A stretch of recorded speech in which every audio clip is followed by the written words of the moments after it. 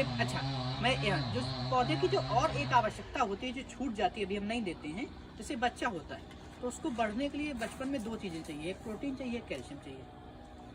तो पौधे को भी कैल्शियम चाहिए और अभी हम वो देते नहीं किसी भी विधि से। कई लोग किसी किसी रेसिपी में चूने के पानी का इस्तेमाल करते हैं, वो इसीलिए करते हैं कि उसको चूना का, उसको कैल्शियम भी चाहिए और वो शाकी अवस्था में ही चाहिए। तो चूने के लिए सबसे बढ़िया ये कर सकते हैं कि चूना लाइए और उसको रात को बुझा दीजिए, क्योंकि उसको सीधे यूज़ किया नहीं जा सकता है, उसको बुझा दीजिए।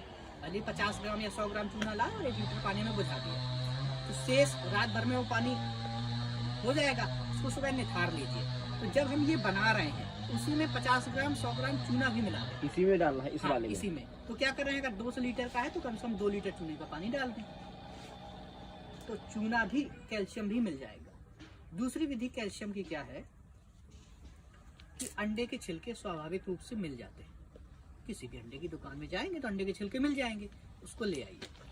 और एक वाइट विनेगर आता है, ये जो चाउमीन में पड़ता है ना, विनेगर, सिरका, सफ़ेद सिरका, उसको ले आइए। तो चूने अंडे के जो छिलके हैं उसको रोस्ट करना है, कढ़ाई पे रोस्ट करना है, वो लाल और काले पड़ जाएंगे। फिर उसको इस प्रकार से उठा करके कांच के जार में डाल लेंगे, ठीक है, और ऊपर से वाइट विनेगर डालेंगे, कितना, जितने में वो डूब जाए पूरा। और जैसे ही आप विनेगर डालेंगे वो अंडे के छिलकों में से एक सुरसुरी सी निकलने लगेगी, क्योंकि छिलका होता है कैल्शियम कार्बोनेट का, अम्ल के साथ क्रिया करेगा तो वो कार्बोनेट से कैल्शियम टूट जाएगा। तो वो जो उससे टूट रहा है, वो जो सुरसुरी सी उठ रही है ना उसमें, वो उसके अंदर का कैल्शियम ही रिलीज हो रहा है। 4-5 दिन उसको ढक करके अंधेरी जगह में रखेंगे, 4-5 दिन में वो प्रक्रिया शांत हो जाएगी, उसको उठा करके छिलके को फेंक दे कंपोस्ट में, और वो जो आपको बच गया उसमें बढ़िया शुद्ध प्रकार का कैल्शियम है घोलित अवस्था में। उसका प्रयोग आप 1 लीटर पानी में 10 से 20 ml के हिसाब से किसी भी अवस्था में करेंगे तो आपकी फलत बढ़ जाएगी, पौधे की रंगत बदल जाएगी। मैंने स्वयं प्रयोग किए हैं सब्जियों में, 10 ml, 10 या 20 भी कर सकते हैं। मैंने स्वयं प्रयोग किए हैं, फसलों का हमारा 1.5 गुना उत्पादन बढ़ जाता है। अभी आप जैसे हमारा टमाटर देख रहे हैं, अच्छा, एक पौधा रोगी नहीं पाएंगे, सब में चमक है। इसमें डाला है 15, सब हम तो लगातार डालते ही रहते हैं। और इसके अलावा और भी कई किसानों को हमने प्रयोग करा है और सफल रिजल्ट किया है। मतलब इसको जब बच्चा छोटा है, मैंने पौधा छोटा है तब भी डाल सकते हैं, जब वो फूल की अवस्था में आ गया है तब भी डाल सकते हैं। अंडे के छिलके, अंडे के छिलके और वाइट विनेगर। या दूसरा तरीका जो लोग इसका इस्तेमाल नहीं कर सकते हैं, वो चूने का पानी का इस्तेमाल देने का प्रोसेस के पानी में ही देना, पानी में। और इसको कोई फ्लड के माध्यम से नहीं देना है, इसका केवल और केवल फोरियर स्प्रे होगा, स्प्रे करना। हाँ, ये छिड़काव विधि से ही दिया जाएगा। और किसी भी चीज को हम जब भी छिड़कें, ये सर्वकालिक बात है कि बिल्कुल जब धूप है तब हम किसी भी चीज का स्प्रे ना करें। या तो सुबह के समय कर लें जब धूप शांत है, मतलब इतनी टाइट नहीं है और ओस झड़ गई हो पौधे से, ताकि उसको लेने योग्य हो जाए। या फिर जब सूरज ढल जाए शाम को करें, किसी भी चीज का स्प्रे करें, आप कोई भी दवा करें, कुछ भी करें, पौधा तभी उसको लेने योग्य होता है। नहीं तो आप करेंगे और सूरज की रोशनी में वो ले नहीं पाएगा, क्योंकि उसकी हीट होगी और सारी चीजें। तो स्प्रे करने में या तो सुबह करना है या तो शाम को करना है, ठीक है। अब दूसरा है, हमको डीएपी का विकल्प चाहिए। तो डीएपी के विकल्प के लिए क्या करते हैं, हम लोग एक चीज बनाते हैं, उसको कहते हैं सेटरस, है ना। उसमें क्या करते हैं, मट्ठा लेते हैं, ये छाछ हो गया, छाछ, और ये आंवले इस समय आ रहे हैं, ठीक है। आंवले को क्या करेंगे, हम लोग कुचर लेते हैं इस प्रकार से, जैसे रखिए आप, खूब सारे उससे कुचर दिया हमने, है ना, तमाम सारी चीज़ों को। तो 6 लीटर मट्ठा और 1 किलो आंवला कुचड़ा हुआ, उसमें बीजा सब बने रह दीजिए और मिला देंगे इसमें किसी कांच के जार में या प्लास्टिक की बाल्टी में, इसको मिला देंगे हम लोग, है ना। 6 लीटर मट्ठा और 1 किलो आंवला, उसको कुचर के मिला लेंगे हम लोग और उसको चलाएंगे धीरे धीरे। और 7-8 दिन के लिए, उसको 7 दिन के लिए कहीं एकांत में रख दें ताकि कीड़े वगैरह न जाए, और समय समय पे उसको चलाते रहे, ताकि हमने आंवला कुचड़ लिया था तो 6-7 दिन में वो पूरा सेटरस बन जाएगा। मतलब जैसे आयुर्वेद में भी है ना कि कड़वा, कसैला, अम्ल, क्षार, खट्टा और मीठा, ये 6 रस के शरीर में होते हैं, इसमें भी सेटरस हो गया है, इसमें भी 6 रस आ गए। अब जब पौधा हमारा कम से कम 20-25 दिन का हो गया, या ऐसे समझें कि जब वो उसमें फूल का समय आ रहा है, माने प्रजनन का समय आ रहा है, तब उसको एक अधिक तत्व की आवश्यकता होती है, उसका नाम है फास्फोरस। उसको खट्टे तत्व की आवश्यकता होती है। जैसे जब माताएं गर्भ धारण करती हैं तो उनको खट्टा खाने का मन करता है, तो जो खट्टे की पूर्ति है पौधे की वो फास्फोरस ही, ठीक ना। तो इसमें इसका स्प्रे आप 2 स्प्रे इसके कर दें। जब पौधा मतलब प्रजनन की अवस्था आपको लग रहा है कि ये गलेज पे आने वाला है, उस अवस्था में 2 स्प्रे इसके कर देंगे तो आपका डीएपी का काम ये पूरा कर देगा, ठीक है ना। फिर इसको अपन छान के और पानी में 1 लीटर पानी में 50 ग्राम के हिसाब से मिला करके स्प्रे कर देंगे, ठीक है। दूसरा एक और तरीका हम यूज करते हैं, उसको कहते हैं कैल्शियम फास्फेट बनाने की विधि, माने CaPO।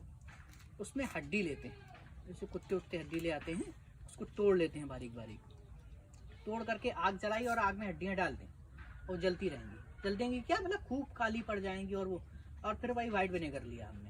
जब हड्डियां खूब जल जाएं और काली पड़ जाएं तो इसी प्रकार से निकाल करके हमने जाल में इसमें रखा तुरंत जार में और ऊपर से वाइट विनेगर डाल दिया और 1 लीटर या 1.5 लीटर हमने गौमूत्र डाल दिया। थोड़ी देर बाद, तुरंत नहीं डालना है, पहले वाइट विनेगर डाला, 1-2 घंटे रखा रहे, शांत हो जाए वो, फिर उसके बाद गौमूत्र डाल देंगे। उसके बाद उसको 4 से 5 दिन उसको बिल्कुल रखा रह दीजिए अंधेरी जगह, ठीक है। उसके बाद आप छान लीजिए, हड्डियाँ फेंक दीजिए। आपके पास जो शुद्ध रूप में आ गया उसमें कैल्शियम और फास्फोरस दोनों हैं, क्योंकि इसमें हड्डियां बड़ी हैं इसमें, क्योंकि हड्डियों में क्या होता है, कैल्शियम भी होता है और फास्फोरस भी। मैंने इसका प्रयोग किया, हमारे मिर्च में क्या था, फूल बहुत आ रहे थे, इतना फूल आ रहा था, फल नहीं बन रहा था, और अगर बनता था तो इतना सा बनता था और काली होकर मिर्च वो गिर जाती थी, फूल भी झड़ जाता था। खासकर आप लोगों ने बैगन में, कद्दू में ऐसा ज़्यादा देखा होगा, मिर्च में भी बहुत होता है। तो हमारे पास जो ऐसा रखा हुआ था तो पहले अलग अलग कर देते, तो क्या किया कि इसको भी मिलाया। पहले केवल मैं विनेगर के साथ बनाता था, तो विनेगर वाला ये भी मिलाया 10 से 20 बूंद पानी में, जैसे 1 लीटर पानी के अनुपात में 20 बूंद इसको मिलाया और 20 ml के हिसाब से गौमूत्र भी मिलाया। सुबह स्प्रे किया, शाम को भी कर दिया, लगा कि ज़्यादा आवश्यकता है। 2 दिन तक लगातार दोनों टाइम स्प्रे किए, ज़्यादा किया तो जड़ में भी डाल दिया, कौन सा नुकसान करेगा, गलत चीज़ थोड़ी। तीसरे दिन उसमें बड़ी बढ़िया मिर्च लगी हुई थी सारे पौधों में, और पूरे शानदार, फिर साल भर उन्होंने मिर्च का भरपूर उत्पादन हुआ, मतलब एक पौधे से 5-6 किलो मिर्च बढ़िया। तो ये समझ में आया कि जब भी कोई पौधे की बीमारी होती है तो वो उसका सूत्र निकला कि तत्व की कमी बराबर बीमारी। जैसे शरीर में हीमोग्लोबिन कम हो जाए तो बीमारी नाम आ जाता है, एनीमिया हो गया। आँख की रोशनी कम हो गई तो रतौंधी हो गया। क्या है, वो तत्व की कमी है, कुपोषण का शिकार हो तो गया। तत्व की कमी पूरी कर दी जाए। तो फूल यदि झड़ रहा है तो एक तरीका है तो बाजार से जाए, वो केमिकल लाए, कोराजीन और तमाम सारी चीजें फूल सधने कराते हैं ना इसका यार सब्जी वाले। दूसरा तरीका है कि इस प्रकार की विधियों का प्रयोग करके देखा जाए। तो सफल प्रयोग रहा तो समझ में आया कि ये भी डीएपी की जो मतलब फूल से फल बनने की जो प्रवृत्ति में सहायक होता है फास्फोरस, उसको पूरा करता है ना। तो हमने तब से दोनों मिलाना शुरू कर दिया, मतलब पहले वो डाल दिए, 1 घंटे बाद उसी में गौमूत्र डाल दिया, 5-6 दिन में वो सारा का सारा अर्क मतलब उसका जो है निकल के उसमें आ जाता है एक्सट्रैक्ट, और फिर उसको स्प्रे कर लेते हैं। तो सीधे 1 लीटर में 50 ग्राम या 40 ग्राम मिला करके पौधे में स्प्रे कर देंगे, 2 स्प्रे। तो ये भी डीएपी का काम करता है। एक तरीका ये भी है, दोनों तरीके हो है ना। अब तीसरा तरीका, अब तीसरी चीज क्या आती है, पोटास आता है ना। पोटास भी देते हैं ना। पोटास कब देते हैं, जब पौधे में फल लग जाते हैं। अब जैसे मान लीजिए आदमी वृद्ध हो गया है तो उसको आवश्यकता रहती है सहारे की, चाहे लकड़ी का सहारा, चाहे बच्चों का सहारा, चाहे जमीन, मतलब एक्स्ट्रा केयर चाहिए उसको। अब पौधे में मान लीजिए अब हमारी फसल शूटिंग पे आ गई तो उसको एक्स्ट्रा केयर चाहिए कि नहीं चाहिए भाई, उसमें दाना आ गया, उसमें वजन आ गया, तो उसको खड़े रहने के लिए तो हम लोग पोटास इस्तेमाल करते हैं। एनपीके की खाद लाते कि नहीं लाते हैं, है ना। तो एनपीके की खाद लाते हैं तो पोटास भी, तो अपने पास सहज रूप से पोटास उपलब्ध है नेचर में। केले में बहुत अच्छा पोटास होता है, केले में बहुत अच्छा पोटास होता है। इसका एक तरीका है कि इस प्रकार के पके केले ले आए, ठीक है ना, और उसको मिला लें किसी प्रकार से। उसमें अपन इसको चाकू से काट करके सभी, मैं पूरा इसका छिकले का पूरा ये सब इसको कर देते हैं, और जितना केला रहे उतना ही इसमें गुड़ मिला देते हैं, उतनी ही मात्रा में इसमें हम लोग गुड़ मिला देते हैं, ठीक है ना। और दोनों को मिला के बढ़िया इसको रख दिया हमने, और उसमें थोड़ा सा पानी भी डाल दिया ताकि गुड़ की वजह से इसका फर्मेंटेशन तेज हो जाए और पानी की वजह से लिक्विडपन इसका बढ़ जाए।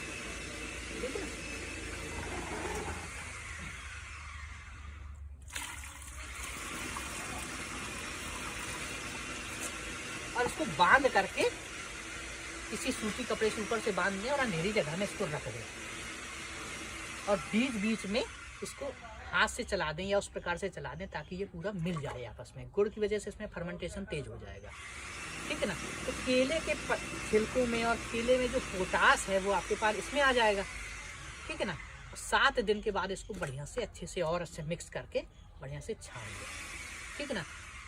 जो भी अब आपको बचेगा मिलेगा इसमें बढ़िया प्रकार का आपका पोटाश को लिक्विड पोटाश की मिल जाएगी। जब पौधे में फ्रूटिंग आ जाए उस स्थिति में इसके डोज शुरू कर देंगे तो पौधे को मजबूत करने में सहायक। तो किस टाइम करना है इसको? जब पौधे में दाना बैठ जाए, दाने के टाइम पे। हालांकि फूल अवस्था से भी कर सकते हैं, शुरुआत से भी, क्योंकि ये ऐसी चीज़ें हैं जो नुकसान नहीं करती। भाई केमिकल तो ऐसा है कि अगर अवस्था नहीं है तो पौधे को जला देगा, नुकसान कर देगा। ये अगर पड़ भी जाएगा तो भी नुकसान नहीं करेंगे, कहीं ना कहीं इसको बेनिफिट करेंगे, ठीक है। तो इसमें सब बढ़िया प्रकार का पोटाश होता है, इसका इस्तेमाल आप कर सकते हैं, ठीक है ना। ये 3 चीज़ें जो हमको मुख्य रूप से चाहिए थी मिल गई। अब कुछ कुछ चीज़ें और भी हैं, क्योंकि एक एक चीज़ की ना कई 100 विधियाँ हैं। तो जैसे एक चीज़ का मैं और बहुत प्रयोग करता हूँ, उसका नाम है फिश अमीनो एसिड। बाहर मार्केट में जैसे मछली कटती है उसका जो कचरा निकलता है, तो आप लोगों ने सुना होगा कि मछली का कचरा कई लोग नींबू के पेड़ के नीचे गाड़ते हैं। कई लोगों ने सुना है मछली का कचरा मछली ला करके गाड़ते हैं। कई लोग इससे कहते हैं कि जैसे फ्रूट मतलब फूल बनता है, फल नहीं आता है तो इसमें सहायक होता है, और कई लोग ये सफल रिजल्ट भी है। अच्छा, हाँ, बहुत लोग करते हैं। आप जाइएगा मछली वालों से तो उसका हमें बता देंगे, आप लेंगे तो कहेगा गाड़ना है क्या, नहीं पेड़ के नीचे खाद उसकी जड़ के पास गाड़ते हैं। उसका हमने एक दूसरा तरीका निकाला कि मछली का कचरा हम ले आए और जितना मछली का कचरा है उसका 1.25 गुना गुड़, इसी प्रकार का बूरा टाइप का, और प्लास्टिक की बाल्टी में उसको बढ़िया मिला दिया अच्छे से और बांध के उसको रख दिया 7 दिन के लिए। 7वें दिन उसमें लगभग आधा किलो चूने वाला पानी, चूना मतलब बुझा लिया था, आधा लीटर चूने वाला पानी मिला करके भी एक बार फिर से उसको डंडी से या कैसे भी चला दिया और फिर बांध के रख दिया 10 दिन के लिए। मतलब टोटल में 20वें दिन फिर उसको हम निकालेंगे तो वह ऐसे नहीं आएगा छानने से, उसको कपड़े से, सूती कपड़े से कपड़ छन्ने से बढ़िया मरोड़ के उसका रस निकालना पड़ेगा, ठीक है। अब जो उसका एक्सट्रैक्ट निकलेगा पूरा, उसमें बेहतरीन प्रकार के अमीनो एसिड्स निकलेंगे और वो भी क्विक नाइट्रोजन देता है। इसके प्रयोग भूटान और उसमें बहुत हुए। जब नौधान्या की टीम भूटान, जब ऑर्गेनिक कंट्रीज हो रहा था और तमाम सारी चीज़ें, तब उन लोगों ने इसका प्रयोग बहुत किया। मैंने भी किया, हम भी करते हैं। अभी हमने गोभी में स्प्रे किया, पिछली बार बना के गए थे गोभी में, ये सारे स्प्रे हम लोग करते रहते हैं। और कई लोग, और इसके अलावा कई लोगों ने इसका प्रयोग किया और बताया कि जब इसका प्रयोग हम करते हैं तो अन्य की अपेक्षा में हमारे पौधे ज़्यादा मजबूत होते हैं, ज़्यादा आकर्षक दिखाई देते हैं, पौधों में कीड़े नहीं होते हैं, फल चमकदार होता है और लंबे समय तक उसमें पोषण बना रहता है। तो इसका भी ये क्विक नाइट्रोजन भी देता है। और पाला, जैसे पाला लगता है ना इस मौसम में दीदी, तो अगर ये समय से स्प्रे इसका हो जाए तो पाले को भी रोकने में ये सहायक है। ये भी इसका एक प्रयोग के रूप में करता है। एक चीज हम और बनाते हैं, उसका नाम है ग्रोथ प्रमोटर। हमारे उसमें अदरक, लहसुन और दालचीनी, 3 चीजें, तीनों की बराबर मात्रा, मतलब जैसे 100 ग्राम हम लीजिए तो 300 ग्राम हो गया, तीनों को कुचल लेंगे उससे कूटने वाले से और एक कांच के जार में रखा। तीनों के बराबर में गुड़, तो 300 ग्राम गुड़ हो गया, गुड़ को मिला दिया और 6 दिन के लिए रख दिया, उसको फर्मेंट होने दिया 5-6 दिन। 6वें दिन उसमें जौ का रस, तो जौ आसानी से नहीं मिलता है या रस नहीं निकाल पाएंगे तो बियर लाएंगे और तीनों के बराबर मात्रा में 600 ग्राम हो गया ना, 300 ग्राम वो 300 ग्राम वो, फिर से 6वें दिन रख देंगे और फिर उसको छान देंगे अगले 6वें दिन में, मतलब 12वें दिन में। अब वो जो निकलेगा वो बेहतरीन प्रकार का ग्रोथ प्रमोटर है और उसमें एक तीखी प्रकार की खुशबू है, गंध है। जब उसका स्प्रे करते हैं, उसका स्प्रे किसी भी अवस्था में कर सकते हैं। बियर तो, उसको 50% मिलाएंगे, हाँ, उसके बराबर में। तो जो छोटे छोटे माहूँ और इस प्रकार की जो चीज़ें होती हैं वो स्वतः नहीं आती। जो बहुत छोटे कीड़े होते हैं उनका पाचन तंत्र भी बहुत अच्छा नहीं होता है और उसमें एक तीखी प्रकार की स्मेल भी है चूँकि, तो वो स्वयं नहीं आते हैं और पौधे को भी बूस्ट करता है। जिन लोगों को जुकाम वगैरह हो उसके लिए भी ठीक है। वो शाम को पानी पीते समय अपने वजन के अनुपात में रख लें। 10 किलोग्राम में 2 बूंद, जितने किलोग्राम के हैं उतने उतने बूंदें रात को पानी के साथ अपना खाना खाने के बाद पी लें। जुकाम में शायद कुछ मदद करता है इसमें स्नोफिलिया के पेशेंट्स को। तो इसमें एक तीखी प्रकार की स्मेल है, तो कुछ कीड़े उसकी स्मेल से नहीं आते हैं, जो जैसे बहुत छोटे जो होते हैं ना तमाम प्रकार की। तो ये हो गई पौधों की पोषण की चीजें, है ना। अपन पौधे को पोषण कर रहे हैं और जो भी बाहर से अभी अपन रसायन खरीद रहे हैं उसके विकल्प रहे ये। अब क्या करते हैं, अब कुछ बीमारियां भी, या जैसे कई बार इल्ली लग जाती है, सूंडी लग जाती है, तमाम प्रकार के बग्स आ जाते हैं, मक्खियां आ जाती हैं जो पौधे को डिस्ट्रॉय करती हैं, पत्तों को खाती हैं, या तमाम प्रकार की बीमारियों की कारक है ना। जैसे मिर्च में या टमाटर में या कई उसमें पत्ते के मोड़ने वाला रोग होता है ना, पत्ता मोड़ता है उसको कुकड़ा चुड़रा कहते हैं ना, कुकड़ा रोग, है ना। इस प्रकार की चीजें जो होती हैं इसको कैसे रोकेंगे, उसके लिए क्या करेंगे, मारक स्वभाव की पत्तियां, मारक माने वो प्राण कोशिकाएं जो दूसरी प्राण कोशिकाओं को मारती हैं। भाई वनस्पति में एक तो सारक हो गया, जैसे भाटा है, अमरूद है, ये सारी चीजें क्या है, अपनी प्राण अपने को पुष्ट करती हैं, तो अपने लिए ठीक है। और जैसे नीम खाएंगे तो नीम तो पेट के कीड़ों को मारेगा ना, तो नीम मारक स्वभाव में आ गया। तो इस प्रकार की मारक स्वभाव की पत्तियां, तो जैसे नीम हो गया, सीताफल हो गया, है ना, और अकौआ हो गया, मदार हो गया, धतूरा हो गया, बेशरम हो गया, उस प्रकार की पत्तियों को हम कलेक्ट कर लेंगे 100-100, 200 ग्राम, 300 ग्राम। मुझे ढूंढ रहे थे कि कहाँ गया। अच्छा, ये हम बनाते हैं हाथ से, अच्छा, बना के वो जो सिलाई होती है ना, वो सूटर बिनने वाली, तो उसमें मारक स्वभाव की पत्तियां अपन लेते हैं दीदी। और क्या लेंगे, ये अपने यहाँ अपना ये लगा हुआ है ना गेंदा, इसकी जड़ में भी एक प्रकार का असेंस रहता है, जो नीचे की जो सूढ़ियाँ होती है ना, तो नीचे से पौधों को डिस्ट्रॉय करती हैं, उसको ये कंट्रोल करता है। ये नेचुरल पेस्ट कंट्रोलर है गेंदा। इसलिए आपने कई लोगों को देखा होगा जो सब्जियों के बीच बीच में गेंदे की लाइन लगा देते हैं, तो नेचुरल पेस्ट कंट्रोलर है। दीमक को भी ठीक है। दूसरी बात, अब इसमें फूल होते हैं तो मधुमक्खियां भी आती हैं, पॉलिनेशन बढ़ता है, और मधुमक्खी भी किसी न किसी को खाती पीती होगी, तो वो भी नेचुरल कंट्रोलर में तो कई प्रकार से मदद करता है। तो ये गेंदे को भी हम ले लेंगे और गेंदे को पूरी जड़ समेत इसको भी काट लेंगे।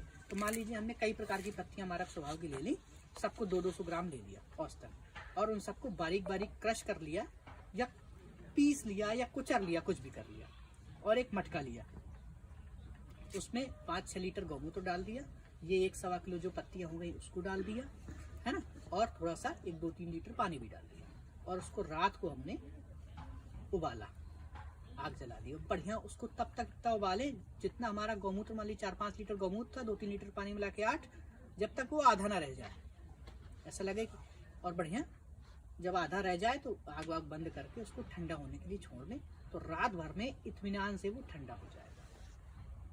ठीक है। सुबह जब उसको करें तो उसमें 100 ग्राम या आधा लीटर चूने का पानी भी मिला दें। हाँ, नहीं मिलाना है तो ना भी मिला, और उसको छान लें अच्छे से। अब जो आपका तैयार हुआ वो नेचुरल पेस्ट कंट्रोलर हुआ, माने पेस्ट मारना नहीं है, प्रबंधन कर रहे हैं। किस रूप में, एक तो मारक स्वभाव का उसमें क्या आ गया, आसव आ गया, है ना, मारक स्वभाव का उसमें वो आ गया। दूसरा, उसमें कई प्रकार की वनस्पतियां हैं, तो उसमें तमाम प्रकार के तो अपने पोषक तत्व होते ही ना, छोटे छोटे, जिंक है, बोरान है, जस्ता है, मॉलिब्डेनम है, क्लोरीन है, किसी में मैग्नीशियम है ना। जैसे मुनगा की पत्ती डाल देंगे तो मैग्नीशियम भी आ जाएगा, नीम करी पत्ता डाल देंगे तो कैल्शियम भी आ जाएगा। इस प्रकार से पहचान करके और उसको कर लिया। अब 1 लीटर पानी में 50 ग्राम, तो बढ़िया मोटा सूत्र है कि 14 लीटर पानी और 1 लीटर ये 15 लीटर की टंकी जो आती है इस वाली। तो जब आपके खेत में इल्ली लग रही है, कई प्रकार की सुंडियां लग रही हैं, उसमें सबसे ज़्यादा बेहतरीन माहू लग रहा है या और प्रकार की चीज़ें लग रही हैं, इसका उपयोग करेंगे तो वो अपने आप स्वतः रूप से दूर रहेंगे। ठीक है ना, सबसे बढ़िया तरीका है, स्वतः रूप से वो दूर रहेंगे, उसके पास नहीं आएंगे। एक और तरीका है इसका, मतलब और भी ये भी है। अब हमने मट्ठा हमारे पास है, ठीक है ना, मट्ठा है, मट्ठे को हमने क्या किया, बाल्टी में हमने, बाल्टी मीन्स मटकी में डाला और किसी पेड़ के नीचे छायादार स्थान में उसको गड्ढा खोदा और गाड़ दिया। ऊपर का उसका मुंह दिखता रहे आधा, बाकी गड्ढा। उसमें कोई हमने तांबे का टुकड़ा लिया, तांबे का वो कोई टुकड़ा सिक्का कुछ भी हो उसको डाल दिया और 7-8 दिन के लिए उसका मुंह बंद करके रख दिया। 7-8 दिन में वो मट्ठा सड़ जाएगा और कॉपर के साथ वो अपनी क्रिया करेगा, तो एक प्रकार का खाद बन जाएगा। उसका भी प्रयोग आप जब आपको खेत में आपको इल्लियाँ, आपके खेत में तमाम प्रकार की मक्खियाँ आपको परेशान कर रही हैं या किसी प्रकार के रोग लगने की कोई संभावना दिख रही है कि इस समय ये वाला लगता है, जैसे आपने बताया था ना आपके धान में वो काला काला वो फंगस, अब वो हो ही गया तो उसका कोई निदान नहीं है। ठीक है ना, ठीक है ना। यदि उसके पहले आप इसका प्रयोग कर देते तो वो होता ही नहीं, जो स्प्रे उसके कर देते तो होता ही नहीं। होता तो अगर बहुत आ ही रहा है पूरे क्षेत्र में तो बहुत कम प्रभाव होता, ठीक ना। उसके लिए वही था, तो उसका प्रयोग हम कर सकते हैं। निकाल करके फिर 1 लीटर पानी में 50 ग्राम मिला करके उसका स्प्रे कर सकते हैं। समय समय पे करते रहें, ये इंतजार ना करें कि इल्ली आएगी और फिर करेंगे। हाँ तभी करेंगे। भाई बीमारी आ ही गई तो कितना आप रोक पाएंगे उसको, वो बीमारी हो ना, इसके लिए प्रयास किया जाए। उसको और ज्यादा मजबूत बनाना है तो उसी में आप 50 ग्राम की 10-15 रुपए की जो हींग की डिब्बी आती है ना दीदी, हींग भी मिला दीजिए, और ज्यादा मजबूत हो जाएगा। कई प्रकार की चीजें और भी नहीं आती हैं उससे। और ये जो पत्ते में मुड़ने वाला रोग रहता है ना, कुकड़ा चुड़रा, उसके लिए भी सर्वोत्तम है कि मट्ठा और हींग मिला के आप स्प्रे कर दें होने से पहले, क्योंकि ये एक प्रकार का वायरल डिसीज है। वायरल डिसीज यदि आ गया तो उसको रोका नहीं जा सकता, तो चाहे किसी भी पशुओं में हो, मानवों में हो, उसका फिर कोई निदान। वो हम उसकी इम्यूनिटी इतनी बूस्ट कर दें कि वो उससे फाइट कर सके। तो एक तो स्प्रे कर दें तो वो आए ना, और आ गया है तब भी आप इसका स्प्रे कर रहे हैं तो वो बढ़ेगा नहीं, मतलब आपका फल आपका सुरक्षित हो जाएगा, लेकिन पौधे की पत्तियां हो सकती है मुड़ी ही रहें। फल में उत्पादन में आपका बहुत अधिक प्रभाव नहीं पड़ेगा यदि हो ही गया है तो मट्ठा और हींग ये मुड़ने वाले जो रोग होते हैं इसके लिए बहुत कारगर स्थिति में काम करता है। उसी में मतलब तांबा भी डला ही हुआ है तो हर प्रकार की चीजें भी रखता है। तो ये हम सब इसको क्रम से बनाते रहें और समय समय पे इसको प्रयोग करते रहें। तो जब आपको इल्ली या किसी भी प्रकार के रोगों से बचाना है, फंगस टाइप जैसे वो लग गया था ना, उसके लिए ये मट्ठे वाला मतलब मट्ठा, तांबा और हींग का प्रयोग, और कई प्रकार की मारक प्रभाव की पत्तियों का। एक ही प्रकार की मत बनाइए, केवल नीम है या निम्बोली है, ऐसा नहीं, कई प्रकार की पत्ती। तो उसमें क्या रहता है, कई प्रकार की पत्तियों में पोषण भी होता है, तमाम प्रकार के पोषक तत्व भी तो होते हैं, तो वो भी उनको मिल जाते हैं, वो भी उनको मिल जाते हैं। और उसमें ये गेंदे का भी पौधा पूरा काट के डाल सकते हैं, तो ये भी नेचुरल पेस्ट कंट्रोलर है ना। तो इस प्रकार की चीजों से जो पेस्ट रहता है वो अपने आप इससे दूर रहता है। तो यहाँ ये पेस्ट को दूर रखने की 2 विधियाँ ये थी, पेस्ट और बीमारी की। शेष जो हमने ये बनाए, ये क्या किया, एक पौधे को मजबूत करने के लिए दिया। और ये हमको विकल्प मिल जाए तो हम धीरे धीरे यूरिया, DAP और तमाम प्रकार के कीटनाशकों से निकल सकते हैं कि नहीं निकल सकते, है ना। और हर प्रकार की बहुत विधियाँ हो सकती हैं। 100-150 तो मैं जानता हूँ, लेकिन 100-150 ना संभव सुनना है, ना उसको बताना और ना उसके बोलना। हाँ पहले थोड़ा सा तो वो थोड़ी थोड़ी जो प्रमुख चीजें हैं पहले उसका प्रयोग किया जाए, फिर इनसे रिजल्ट आता है तो विश्वास बनेगा, फिर लगेगा कि अब इसके लिए क्या करें, है ना। ये इस प्रकार की चीजें से हम उसको धीरे धीरे और कुछ किसी के बारे में किसी पूछना हो तो जैसे कोई सवाल हो या किसी भी और किसी चीज का निदान કોઈ એવા રોગ હોય જે તમારે ત્યાં થતા હોય है ना, તમે કેવી રીતે કરવા ત્યારે તે પૂછી જશે। आपके यहाँ जो भी प्रॉब्लम आती है उसको कैसे करके आपको कभी बोलिए कि दवाइयाँ नहीं डालिए, तो ऐसी कौन सी प्रॉब्लम होती है वो आप पूछ सकते हैं।